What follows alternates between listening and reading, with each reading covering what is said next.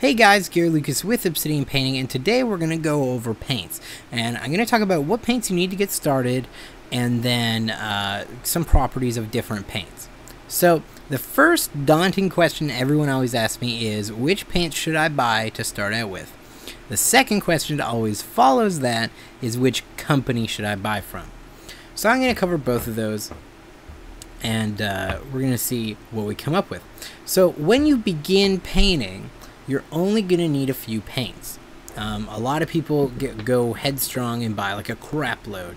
But the thing is if you don't understand how to use the paint or any basic color theory, then when you buy a lot of paints, it's just going to be like you have way too many and you don't know what to do with them. So I've broken it down, and you can pretty much get away with just buying 6 right off the bat. Just 6. Starting it with 6 paints. You're going to need a yellow, blue, a brown, a red, and of course white and black. That's pretty much all you need to get started. You can use the black to shade some of the colors, and you can also use the blue and brown to shade some colors, and white, of course, to add to highlight. Now, of course, this isn't going to give you a really amazing looking model, but it's going to help you start out. And when starting out, I really only suggest doing base coats anyways, because you want to gain brush control. Don't try to go headstrong and all these other things, because then you're going to paint a model and you're going to be disappointed with how it turns out. So you gotta build up your brush control. So then on top of that, if you want to expand your paint collection, then I recommend 3 other colors: purple, green, and orange. Right? Now, once again, these can be any shade of those colors. Just pick one that you like the most. I recommend trying to get something that's bright, but not like a super bright highlight, just something that's a really nice saturated color.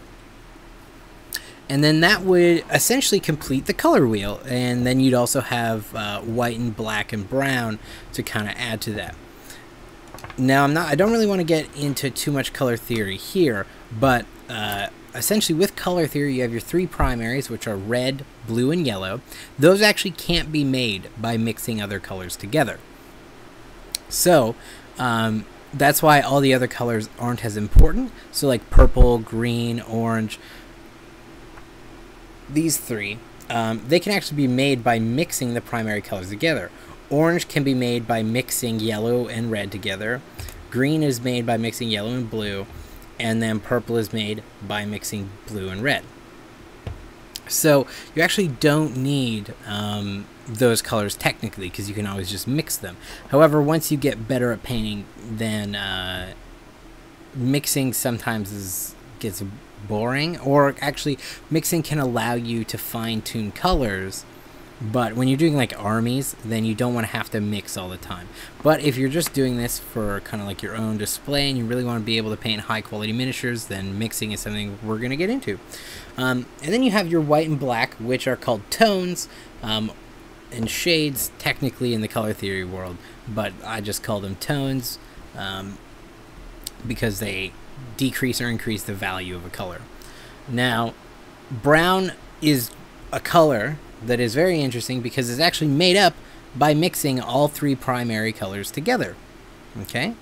And a lot of people actually email me and say, hey, I mixed red and green together and I got brown. That doesn't make any sense. I thought only primary colors mixed together make brown.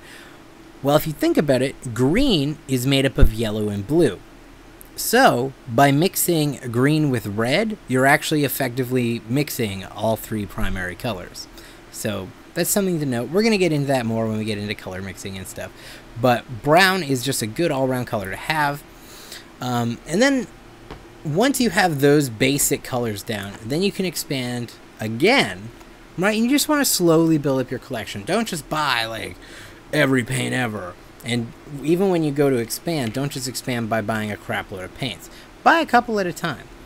So the next kind of paint I suggest is getting some kind of skin tone. Okay? Now, a lot of the paints I have by Citadel are no longer made. That doesn't matter. That's why I'm not saying get Talon Flesh. I'm saying get a skin tone color. It really doesn't matter what company you choose. And then you also will want a silver and probably a gold of some sort. Okay? And then that's pretty much all you really need to get going. After that, you just want to get different shades and different highlights of all the colors that are already here. Because these are pretty much all the colors in the color wheel. Like, you really only need red, blue, and yellow because you can mix every other color from those except for black and white. But with like skin tones and stuff like that, the proportions of the colors you need to mix sometimes get a little kind of weird and convoluted, so it's just easier just to have a pot of paint that is already that. Now, let's talk about brands. Yeah. So here are 3 different brands. I have Privateer Press, Citadel Paints, and Vallejo. So there are other brands out there as well. I recommend trying out these 3, but if you really want and you want to go a cheap route, you can actually just buy normal craft paints.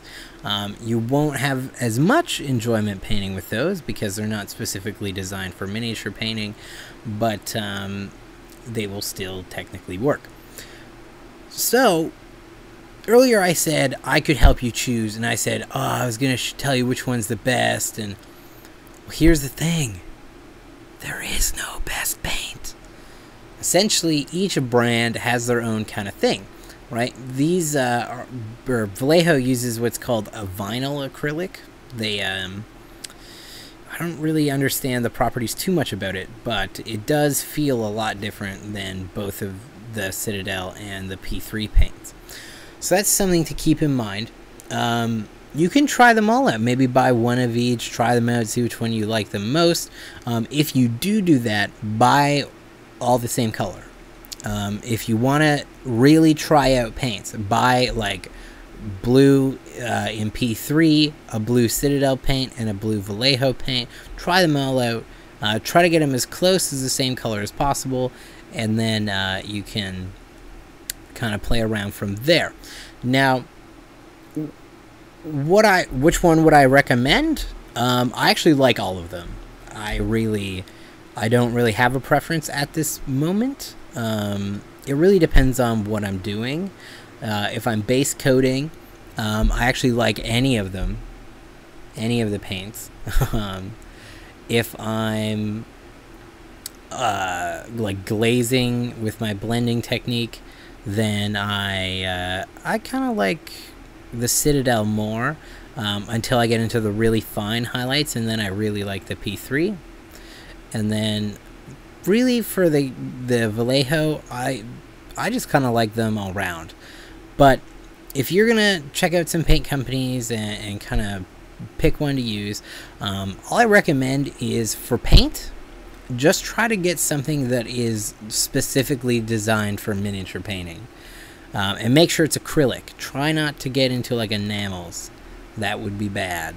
Enamels are not something that are fun to deal with. So, and oil paints are okay, but I mean, once again, they're a little complicated. They have a really huge learning curve at the beginning. But just stick with acrylic, something simple. It'll be fun. It'll be great. That's all you really need to know for now. The next tutorial is we're actually just gonna go straight in and learn some painting. All right, see you guys later.